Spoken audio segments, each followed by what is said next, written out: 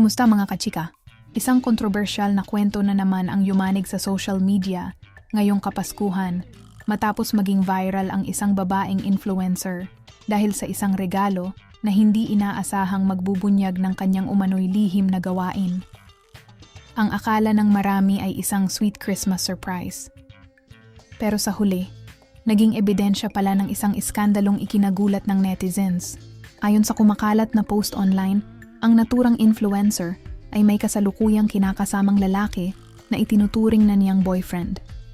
Ngunit lingid sa kaalaman ng karamihan, mayroon pa pala siyang bagong manliligaw na buong pusong nagbibigay ng oras, effort, at higit sa lahat, pera.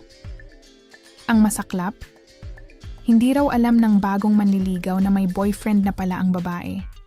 Sa halip, ipinakilala umano ng influencer ang sarili bilang single at bukas sa panliligaw.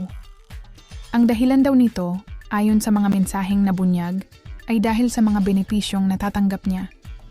Libre ang hatid sundo, sagot ang pagkain, at gastos sa tuwing nasa Metro Manila siya. Ngunit dumating ang puntong hindi na matiis ng bagong manliligaw ang kanyang hinala. Bilang Christmas gift, gumawa siya ng isang conversation compilation. Isang regalo na naglalaman ng mga screenshots ng kanilang usapan. Dito malinaw na nabasa ang umano'y pagkukunwari ng influencer at ang pag-amin na may kinakasama na pala siya, pero patuloy pa ring nagpapaligaw sa iba.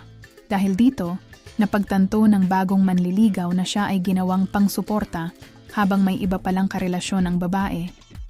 Sa madaling salita, dalawang lalaki ang sabay na pinagsasabay o ika nga ng netizens, namamangka sa dalawang ilog.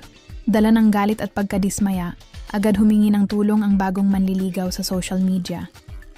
Layunin niyang iparating sa kasalukuyang boyfriend ng influencer ang katotohanan tungkol sa umano'y ginagawang panlilinlang ng babae. Umani ito ng sari-saring reaksyon, mula sa pagkondena, panghihinayang, hanggang sa matinding pambabatikos. Marami ang nagsabing hindi lang daw ito isyu ng pagtataksil, kundi malinaw na halimbawa ng pagiging oportunista at pagsasamantala sa kabaitan ng iba.